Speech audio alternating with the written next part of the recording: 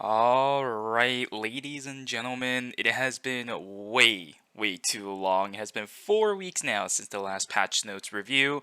I am so sorry about missing patch 0.81, but we are back here again with patch 0.82. And this season, ladies and gentlemen, is the beginning of season 9. Of course, 0.81 was the preseason patch. There was a ton of stuff that happened during that patch. Again, I'm so sorry that I wasn't able to cover that one. But we will see a little bit of a continuation of the preseason patch in this one, so I'll try to cover whatever is important that kind of continues in this patch as for preseason 9 related content. But yeah, let's get straight into it. And the reason why, for the first time, I'm kind of scrolling down here in the patch notes, as I just mentioned, season 9 has begun. I was going to do a little bit of mix and match, especially with changes when it comes down to the order in which I do it, but I felt like it would be a little bit off because Season 9 is pretty important. I think I did this during Season 8 too, but I have no clue. I'm just going to get on with it right here. Again, Season 9 has started, which means the ranked season is also going to begin, and of course that also means the Season 8 rewards are going to be distributed. As a lot of you guys know, it is going to be the Cadet Ekion skin for the players who reach gold and above for any single one of the ranked queues during Season 8, so good luck if you have gotten it. Well, good luck, time's already over. Congratulations if you did end up getting this one, or whichever rank you got. Of course, you do get the emotes as well, as long as you reach the specific requirements. Immortal rank players, congratulations again for you guys as well. We had a lot of players most likely hitting the Immortal banner, especially during Season 8 as well in all international regions, so congratulations to you guys. And of course, as usual, the ranked borders as well as the icons for each of the tiers going to be distributed as well. And again, from me, good luck in Season 9, the last season before we get our official release. Again, not too much mechanical changes, as I mentioned it beforehand. I believe I talked about it during the 0.80 patch, but there will still be a lot of cool things coming out during this season, especially when it comes to the item changes as well as the character changes. So whoever can adjust the best will be able to get as many LP as possible. So good luck from me in Season 9. Like usual, let's start off with the additional patch change thought processes and direction. This is something that you guys already know the direction and the order of, but a little bit of continuation here. This is going to be our first thing that we're going to be talking about that kind of continues on from 0.81, and 1 is going to be where we are going to adjust masteries being changed, which means the scaling aspect of some of our characters in the game will match a lot more compared to, before where we had a little bit of mastery scaling stats that feels like it was a little bit wasted. Now it'll feel a little bit more focused towards the character's playstyle in and of itself, and we will see a lot of that during this patch as most of the character changes, a big huge chunk of them, are going to be specifically based around this. Next up is going to be some improvement related to items. Now, during 0.81, we did see a couple of additional mythics coming out, but as of this patch, all of those mythics are not going to be available in Lumia Island. One of them was already excluded as it was a little bit too strong, especially with the damage output and the utilization of it. But the other two that also came out, the Magic Lamp as well as the Dragon's Fury, will not be available in Lumia, only available in Cobalt. And then last but not least, for at least this section here, we're going to see a little bit more new items coming out. This is something, again, standard as to pretty much the past, like 10-15 patches, where we're going to be seeing a lot more accessibility with transition items, a lot more accessibility to additional effects like healing reduction, as well as a lot more armor penetration when it comes down to items such as the Chain of Thorns. We'll talk about these later when we talk about item changes for this patch. The only mechanical changes for this patch, pretty simple, cut and dry here. It is going to be transfer console appearance time being pushed back about 20 seconds. And this makes sense. If you have played during the preseason patch, during 0.81, you would have noticed that the transfer consoles kind of spawned a little bit early, and that felt a little bit off. This patch right here, or this change specifically, will just kind of push it back to make sure that these transfer consoles spawn exactly at the start of day 2 instead of a little bit in towards night number 1. With 0.82, we're actually not going to see any augment changes, so we're going to go straight in towards the character changes. First, of course, as it is a new patch, we're going to see some additional characters reducing in price. This time it's going to be Laura, Johan, as well as Bernice. So if you do want to pick up some of these characters and you were strapped for A coin or even MP if you were opting to buy them with that specific option, then go for it right now as they are a little bit cheaper than before. Now, before we start talking about some of the character changes here in 0.82, I'm going to point out a couple of things before we start. So first, as I mentioned earlier, we're going to see a lot of mastery changes coming through, especially for this patch.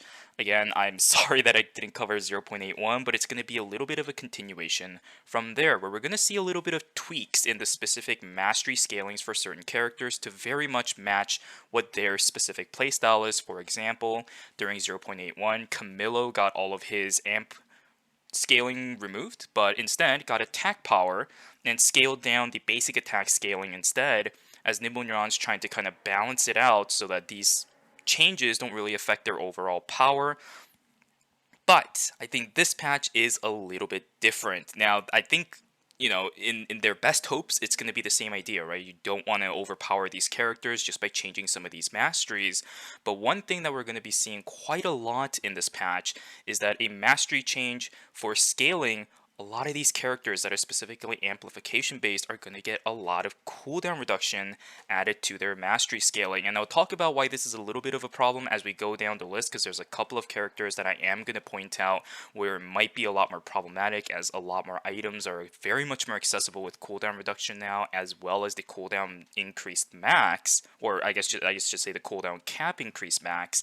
So I'll talk about that as we start going down.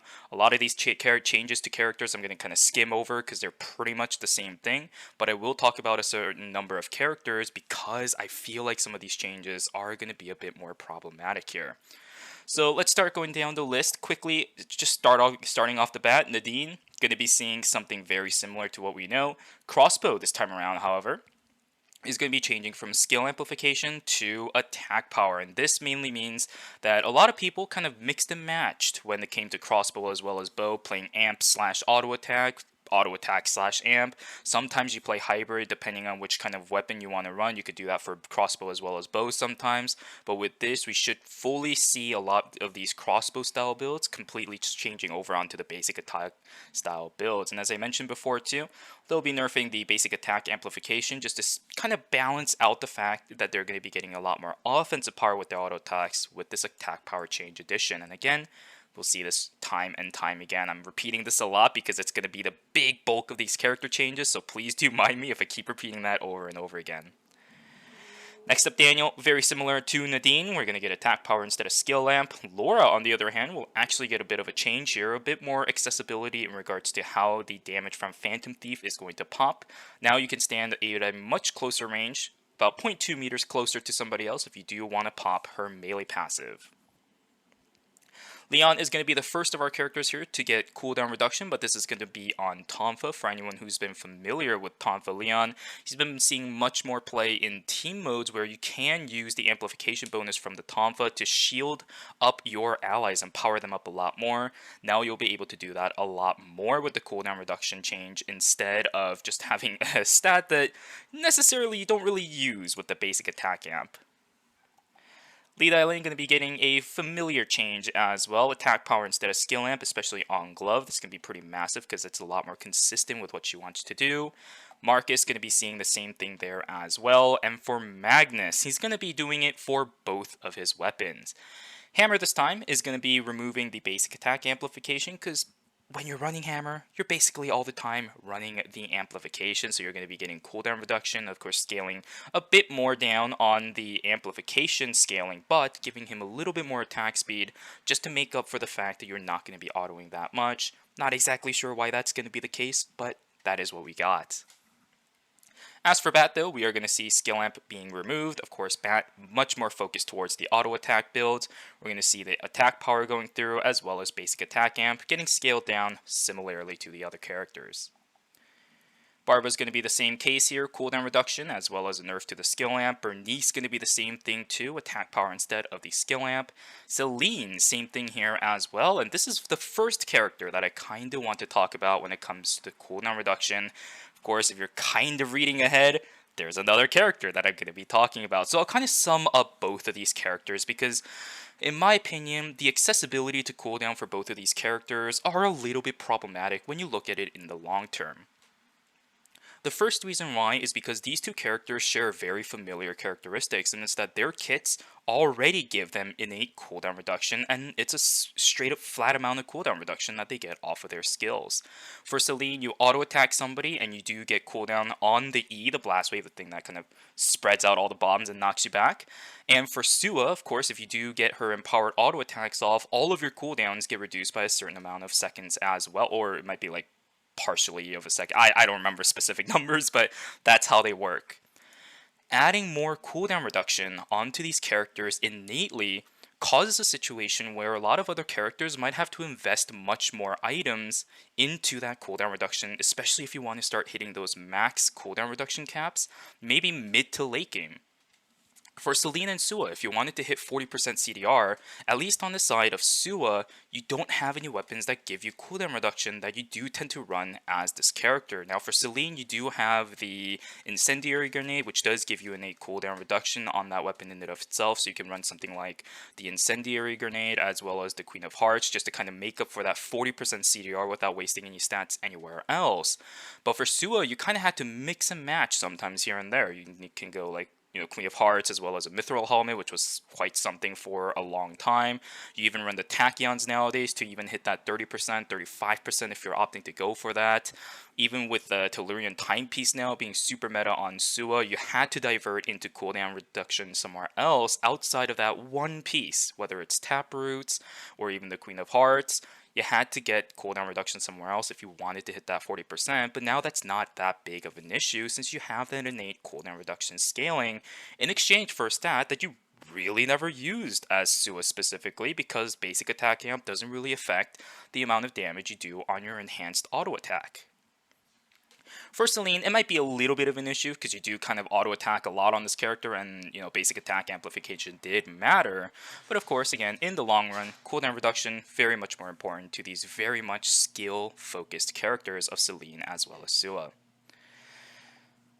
Going down the list though, Shukai, same thing as the other two, cooldown reduction. This is also kind of problematic. He still does a lot of damage. Innate cooldown, again, same thing. Very problematic. This guy is super tanky as well, but still dishes out a ton of damage if you give him the opportunity to do so.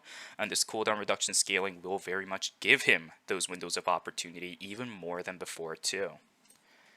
Cecilia, same thing, cooldown reduction. She hasn't been too problematic, but this could also still be problematic as well, because Wilson, very annoying, especially if you're a melee character trying to fight into her. So we'll see how that goes. Adela, now on the other hand, is one of the characters that I do want to talk about as well. Very similar to what we saw in previous times, but this is a change that I kind of agree with. Adela is a character that had a lot of issues, I feel like, being able to rotate through her skills a lot more than before, and she's much more oriented now towards the one-shot scaling aspect. You can still play the poking style with the red sprite and go for the long run, but I think Adela, especially with the recent change in 0.81, where it gives you a lot less time to be able to teleport onto your rook, you need to try going for these one-shot rotations to make sure you can lock down somebody, which means these cooldown reduction changes are going to be very much beneficial for her. The Omni Siphon stats, really nice because she does a lot more burst damage, which means even if you're in trouble, you do have that stat to kind of reliably fall back upon, which is why I think for Adela, these changes actually make sense. And it's going to be similar for both Bat as well as Rapier, so a good change here for Adela, a great patch for people who do want to play Adela, in my very own opinion. Adriana, something pretty nice here as well. Again, cooldown reduction pretty massive for Adriana characters because you never can go wrong with more cooldown reduction on Adriana as long as you don't go over the cap. So cool things over here. I don't think it's going to be as problematic as some of our other characters since she's been a little bit weaker, I will say. I don't know completely because there aren't too many Adriana players in international regions, which kind of makes me sad, but Adritoma has still been doing pretty good on this character. Very surprising whenever I get hit by the Adriana and my health just starts completely decreasing out of nowhere. So this cooldown reduction stat might be beneficial to her. I'm not entirely sure, but again, you can never go wrong with cooldown on Adriana. I can get something similar here as well, only on Assault Rifle as well as Pistol, however. This time around, though, assault rifle, actually, oh, I thought that was sniper rifle for a second. Nope, this makes sense. I thought they gave attack power and removed skill amplification off of sniper rifle, but that's wrong. I read this word wrong. It's assault rifle, so very much makes sense there. And of course, for pistol, you use amplification a lot, so that also makes sense too. But on the other hand, crit Aya with pistol, gonna be a little bit on the down low because you don't get that basic attack amplification scaling anymore, so goodbye to the Glock when you're playing Aya. I'm so sorry about that, guys. ISO going to be getting a similar change as to Aya, nothing too crazy there. Yan's going to be seeing something similar over on his end, especially with his glove as well as Tonfa changes. Makes sense yet again. Elena, same thing for a lot of the other AMP characters, going to get that cooldown reduction stat instead. Same thing for Emma. Another character that I do want to talk about is going to be the Johann. Now you look at this and it's like, whoa, there's a ton of words. Let me just dumb this down for you. Johann essentially got buffed, so we're going to see a little bit of a combination of a lot of changes that we've seen in previous times, just kind of slap back onto Johann. One, he got nerfed a lot before because he was way too strong in team modes. He's going to be fixed up a little bit, so a lot of these changes kind of reverting a lot of the nerfs back then. And another thing that we're going to be seeing here is that we do have a lot less scaling on the side of Johann because we are seeing the Arcana Mastery level skill amplification scaling reducing by a whole %. But the scaling on the skills itself are going to be massively buffed. So this is another thing that happened in previous patches where we're kind of shifting the power from the character to the skill itself, which shouldn't be too big of a difference. Again, it's like a mix and match balance kind of situation where you nerf one thing a lot, but then you buff up another thing a lot. It should work in the long run. Hopefully it will. But another change that I do want to talk about, just one quick thing. It's one of the things that got reverted a long time ago. Transcendent Sensor will give you the mastery gain from damage dealt by allies back up to 90% compared to the 60% that you got pretty recently. This was a change that was made a long time ago to kind of nerf the power of Johann, especially in duos, because he did a lot of damage with just Q as well as Red Sprite because of his damage multiplier, so they completely nerf his mastery while they try to figure out how Johann could be utilized in those kind of situations. But now it'll be back up to 90 as his damage isn't exactly what you're looking for when you do play Johann in team modes. You can see a lot of cooldown buffs over on his end as well, much more accessibility to his skills, which yet again is another easy thing that we've seen time and time again in recent patches for all the other characters too. Yuki going to be seeing the same thing for all the other characters. Two-handed sword is going to be focused towards the attack power, so I am so sorry for people who wanted to go Almas on this character. You will not be able to do that anymore on two-handed swords. You can't go tank amp, two-handed sword Yuki, and expect your ultimate to do like a bajillion damage. IRM will get cooldown reduction here instead of the basic attack amplification. Eva going to be nerfed a little bit. 0.81, Eva was one of the first characters to get these kind of changes with the mastery, and they put on Omni-Siphon and cooldown reduction very similarly to Adela, but it seems like her stats has been way too high as she is going to be seeing a bit of nerfs here in this patch. 11. Oh, I should say I forgot about one more thing that happened during 0.81. It's going to be that a lot of these skills that have stacking parts as passive, so for example like Leon, Puddles, 11 Burgers, Hyunwoo Dogfight stacks, we're going to see actually that a little bit further down in the patch. Now you can't pre-stack those to prepare yourself for the next fight. So you can't play Hyunwoo and be like, oh, I'm going to sit at 6 stacks, and then as soon as I start the next fight, I'll be able to get the bonus damage immediately as soon as I start the fight. Now, as soon as you are out of combat for 6 seconds, or yeah, after 6 seconds not actually dealing any damage, or when you started to stack it, it'll reset down to 0. So you can't over-prepare or pre-prepare. That's a weird word. Pre-prepare for a fight until it actually begins, which is a really nice change. So a lot of these characters that don't have those kind of stacking abilities will not be able to do that.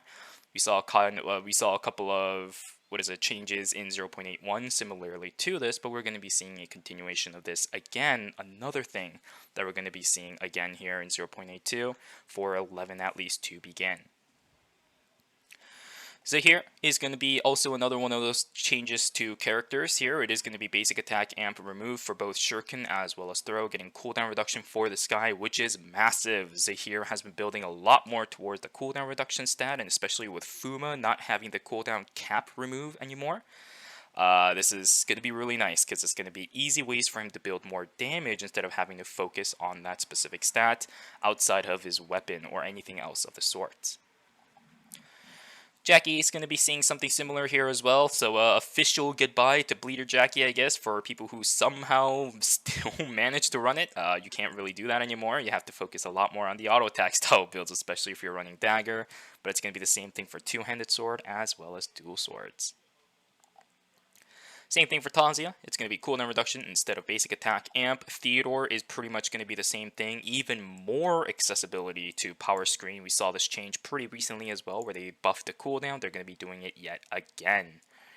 Felix, same thing as well. No skill amp attack power, so I'm sorry, Rosito. You've been running some pretty funny builds on that Felix. Won't be able to do that anymore without the scaling. Priya, also going to be seeing something similar here as well, but it's going to be a lot more akin towards, I believe it was Bat Magnus with the auto attacks. Not exactly sure why that's going to be the case, but they probably have something that kind of helps with auto attacks when it comes to their kit. Maybe that's why they're doing it.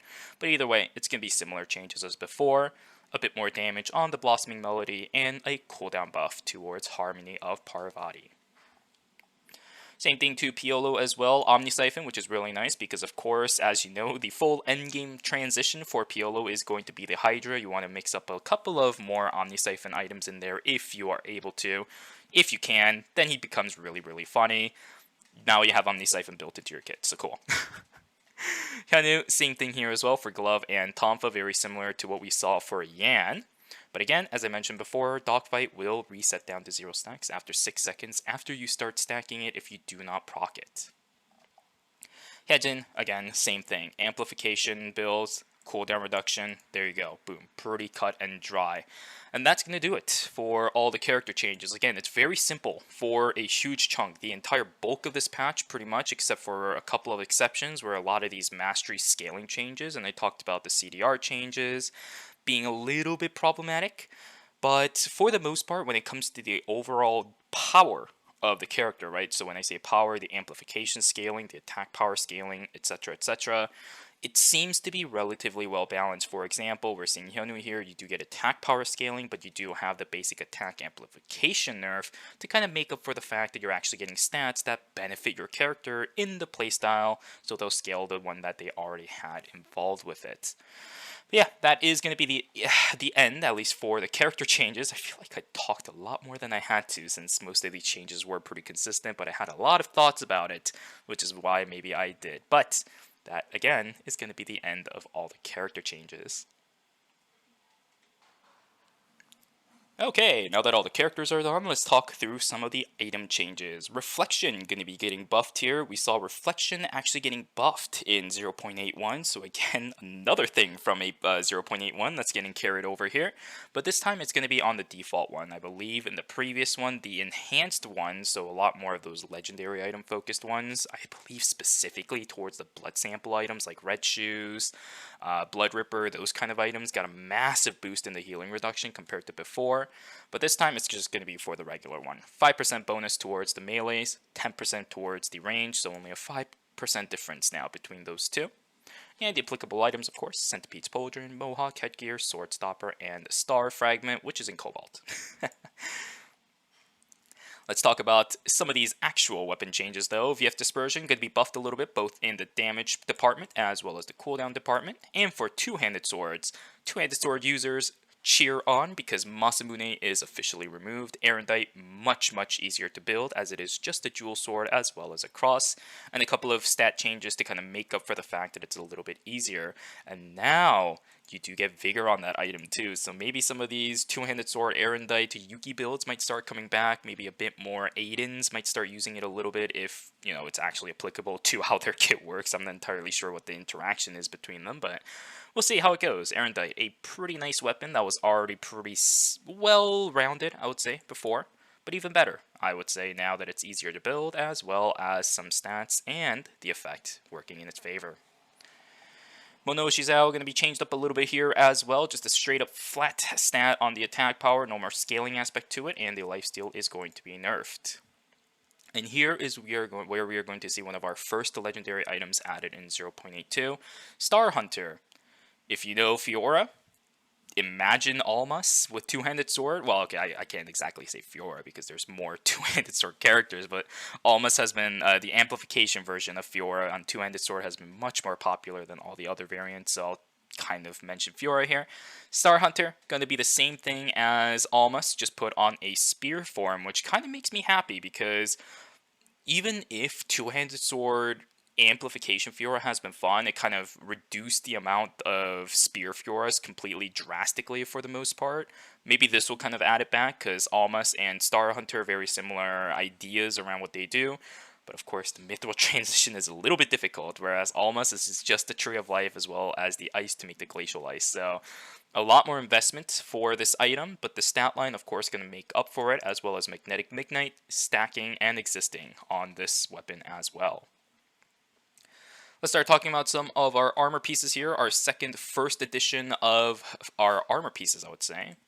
Does that make sense? Our second of the first armor piece in... I don't know, whatever.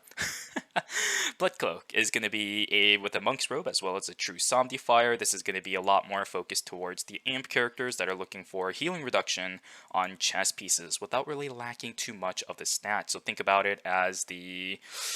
Cabana, there we go. I forgot the word for a second. Cabana with healing reduction, just slightly less stats and healing reduction instead of the bonus damage. For arm pieces, Chain of Thorns is basically going to be a bit more towards... Man, this is a scary item, just looking at the stats alone. It's going to be an auto arm, just completely focused on the damage department. It's still going to be built with a 4-score, barbed wire as well. Looking at the stat lines, this is pretty nuts, and I think this is something that I'm going to talk about just a little bit. Again, I'm sorry guys, I'm kind of rambling on about some of these things, but I have a lot of opinions when it comes to these kind of stuff, so bear with me a minute here. Chain of Thorns stats, 37 attack power, 15% cooldown reduction, and 10% armor penetration, with healing reduction from basic attacks and skills. Now, if anyone has visited my stream recently, I think they will know that I've been talking a lot about these armor penetration items not actually having the attack power to actually back up the fact that you have armor penetration. Now, I'm not a math guy, well, I should be technically, but I haven't really done the math for this. But think about it like this. If you have a ton of armor penetration, that's really nice because you can ignore a lot of defense. But if you don't have attack power to back up the fact that you're actually ignoring a lot of the defense that the enemy has, is it really worth running only armor penetration, which tends to be the trend as to what a lot of items in Eternal Return has become, that has cooldown reduction infused into it. For example, Hero's Record only gives you armor penetration now, 5% armor penetration on the item itself, and then you get bonus armor penetration when you actually use the effect as well. No hint of the attack power to begin with. It's very similar for, I believe it's Chinese Opera Mask, where it has Omni Siphon and armor penetration, but no amplification to speak of, no attack power to speak of. And even for items that do have both of them, except for it was Diadem, or even the Sheath of Shah Jahan, you take a look at the numbers, like Blood Ripper, it's like single digit attack power, maybe 11, 12, I forget what the exact number is, and then some armor penetration. Are you willing to lose the amount of attack power that you have to supplement the fact that you're going to have a ton of armor penetration? But now we have an item where you have Bust of Both Worlds. Attack power, a ton of it, 37, that's a lot. Cooldown reduction is a massive stat when it comes to the offensive prowess of a lot of characters that needs that stat nowadays, especially in late game. Armor penetration, 10%, that is massive. So I think this is a huge item that kind of comes into play, especially at the beginning of the season, right out of preseason as well. So I do expect Chain of Thorns to be very well adapted into a lot of builds.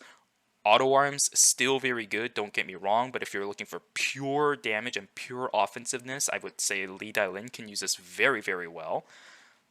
This is going to be a massive item in 0.82 as far as I think. Next up is going to be Nightmare Nails. This is going to be Corrupting Touch as well as a Meteorite, just a direct transition from Corrupting Touch, so more damage, and you still have that healing reduction from skills as well. Accessories, we already talked about this. Dragon's Fury as well as Magic Lamp, pretty fun items. pretty difficult to work around, especially in regular Lumia Islands, so they will be removed out of Lumia, only added in towards Cobalt. But yeah, that's going to be it for the item changes. Quite a lot of in-depth stuff that I talked about, especially when it came over towards the Chain of Thorns, but for the most part, again, we're getting more transitions, just a little bit of easier build paths for some of these items as well. Not too many stat changes from what we saw in 0.82, but a lot of that was kind of done in 0.81. So, not going to be seeing too much of that here. Guys, Season 9 is here. I'm saying that again because for a lot of you guys, Season 9 is going to be an incredible season just from new content alone. And when I say new content, you guys know what I mean. New content means like skins and all that stuff. All the skins in Season 9 will be free. And now I'm going to probably edit at the end here. I'm not entirely sure what I'm going to do because the season pass has been a little bit confusing for some of my friends, so I thought it'd be nice to kind of explain how it actually is supposed to navigate here at the end of the video, or maybe I might edit it in right after this or in between this, who the heck knows. We'll figure that out, or at least I'll figure that out. Okay, alright, Future Shuvi here. I think I'm doing this part right after the Rebel Magnus, or maybe that part. Yeah, right before, or after. I don't know. Maybe it's in between the new content area, but I'll give a little bit of a rundown on how the Battle Pass itself works. So if you just go over to the main website by typing in the URL playeternalreturn.com, you will be able to get to this specific screen here. And of course, at the top right, I'm already signed in. Unfortunately, if many of you guys have seen it, the Microsoft Store is going to be discontinuing the support for Eternal Return, so I think the only login option you have is going to be Steam, unless you have access to Kakao in Korea. Do make sure you sign in first so that you can have access to your personal account. Now, for right now, this is only available on the website. From what I heard, there was an announcement that they're planning on adding this into the game because a lot of people are kind of complaining about the fact that it's only on the website. I share the same sentiment to it. I don't really see why it's only on the website, but we'll figure that out as time goes on. When you are directed to this page, of course, you do have these three options at the top here. The roadmap is going to tell you some of the content that's going to be released throughout the course of Season 9. I'm going to be talking about this in the later portions of my video, or maybe I already did because I can't remember. But a lot of free skins and a lot of free content. We've already gotten notifications about the Nikki skin, the Bianca skin, as well as the Elena skin through the video down here, which you can watch on the official Eternal Return YouTube channel, which is also down here as well. You see the Elena skin, the Nikki skin, the Bianca skin. Cool, cool, cool. But the main thing that I am here to talk about is going to be the free ER pass. As you can see down here, you do have a total of 50 levels in the Battle Pass, and each 100 web points that you do get is going to tantamount to one specific level in the Battle Pass. And how do you get these web points, you ask? Well, it's going to be through the events down at the bottom of the roadmap here, and as it is April, we do have access to the April's attendance hunt, which you can access by clicking this little bar at the top and going to April's attendance event.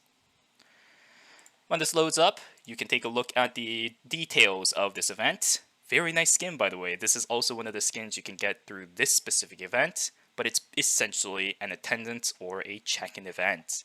When you scroll down, play one normal ranked or cobalt match for more than 5 minutes a day every day during April and get a variety of items including the Demon Hunter Johan skin. Pretty cut and dry. Just stay alive 5 minutes in a normal game and then you can check in. Just come back to this page. Remember to log into your account right here. Just click the claim reward button. This one's kind of bugged for me, so I can't really do it, but as soon as you click the claim reward, it should go through. You get 100 per check-in, which means every single day you check in is going to be one level in the Battle Pass, and it goes all the way down to 21 throughout the course of the event. But as you can see, 30 minus 6, that's not 21. You have a couple of leeway days, so you don't have to play every single day throughout April to finish the event. If you scroll down a little bit more, total attendance is going to be more stuff for you. 3 days for the profile icon, 6 days for the spray, 10 days for the emote, and 14 days for the Johan skin. So make sure you check in, if anything, at least 14 days because this skin looks absolutely baller. But yeah, that is going to be how the battle pass itself works. Pretty simple when, I actually explain it through words, I guess, because I try to send screenshots of this to some of my friends beforehand, and it was a little bit difficult to explain. But yep, pretty simple way of the battle pass. Once this gets converted into the game itself, should be a bit more easier, hopefully, when it comes down to it. But while it's on the website, there you go. This is exactly how the battle pass and the season itself is going to work. But for the first of our skins, we already got the Elena skin. So if you played one day and you did one check-in, then you do have the Elena skin, so that's amazing. But Rebel Magnus, also going to be available here at level 19 in the free ER pass. Surely no one has this because we haven't had 19 days of check-in yet. But yeah, it's going to be in the game. There you go. Cool. Second of all, we're going to see Apprentice Witch Tia, which looks absolutely amazing, by the way. I took a look at this for the first time. Somebody sent me a screenshot of it, and I thought it was from a different game, but then I went to the patch notes, and it's a Tia. This is an amazing skin, and it's going to be very easy for you to obtain because all you have to do is subscribe to the Eternal Return newsletter. Before, it was the Jenny skin. This time, it is the Apprentice Witch Tia skin. And even if you don't play Tia, how can you say no to this skin? So make sure if you do want to get this skin, do sign up for the newsletter. I do highly recommend this as well, even if it's something that might kind of clog up your inbox, because they sometimes send you codes that allow you to get event MP or even some other emote slash sprays if you do want to go for the customization aspect of the game too. So make sure you do sign up. It is very nice. They don't really send out that many emails too, so I do highly recommend it once again. Last but not least, I guess I'll start talking about this a little bit in my patch notes review as well. Lennox emotes and the Lennox pack is also going to be released as well. I haven't done this before, but sorry. Didn't really think it was too important, but I guess I'll start talking about it now, as long as I remember. And ladies and gentlemen, that is going to be it for 0.82. A very packed but simple patch in my opinion. Again, a lot of the character changes were very similar, and a lot of the changes that we saw in general are just continuations from what we saw in preseason, and without any new mechanics actually being added in Season 9, as again, we are kind of preparing for the official release, which means the developers are just kind of hunkering down and trying to optimize the game, as well as prepare the game itself for the official release. We're not going to be seeing too many game changes during Season 9, so that should be completely fine. When it comes to the understanding of the game, you have a solid foundation from Season 8 that'll carry over here in Season 9.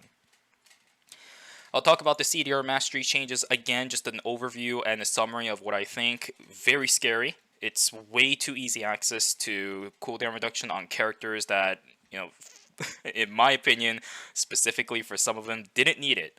Celine is okay. Sua, definitely not. For some other characters, it's also a little bit problematic as well, just not as much as Sua in my opinion. Like Shukai is gonna also kind of dance around with that a lot. Hyejin, same thing as well, is also gonna dance around with that a lot too, so a bit scary, but we'll figure that out as the patch itself goes.